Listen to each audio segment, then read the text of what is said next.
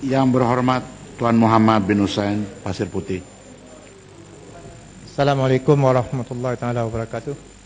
Tan Sri Yang Tua, soalan saya nombor 2. Tuan Yang Dipertua, untuk makluman ahli yang berhormat, kerajaan telah bersetuju untuk memperluaskan peluang kemajuan kerjaya kepada pensyarah di IPTA hingga ke peringkat lebih tinggi tanpa perlu memegang sebarang jawatan pentadbiran.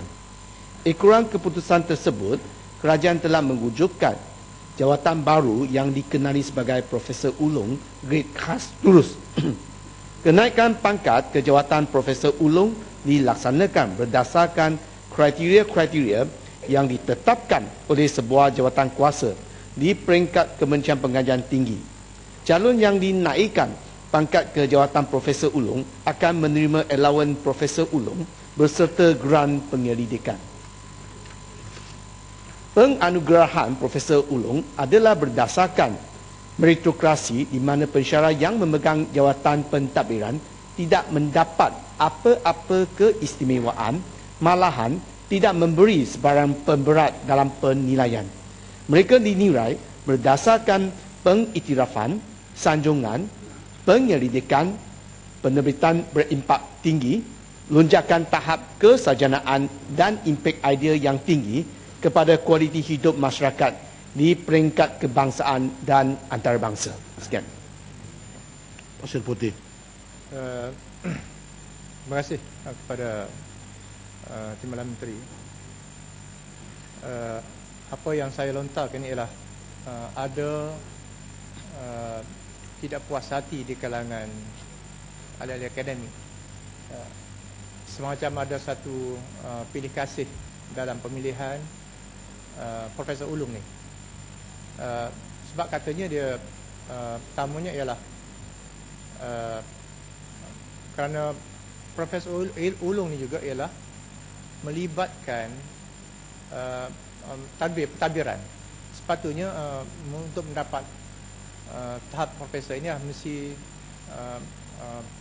mendapat dinilai dari segi penilaian ataupun research yang dibuat.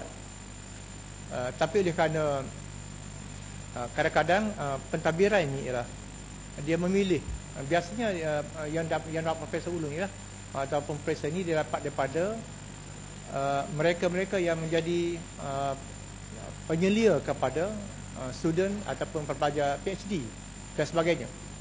Itu yang asas digunakan. Tetapi apa yang berlaku ialah kadang-kadang pentadbiran ini juga telah memilih penyelia tertentu saja dan menafikan yang lain. Yang akhirnya banyak di kalangan akademik ataupun yang pensyarah ni tidak puas hati kerana mereka tidak ada peluang untuk diiktiraf ataupun dinaikkan sebagai profesor. Yang kedua, saya nak tahu dari segi ada juga di kalangan mereka ini yang pensyarah dari luar negara, pensyarah kita yang bekerja di luar negara yang kembali ke universiti tempatan. Adakah dia juga memberi syarat? Katanya universiti syarat untuk mendapat profesor ini mesti bertugas selama 15 tahun baru boleh mohon jawatan itu. Itu, terima kasih.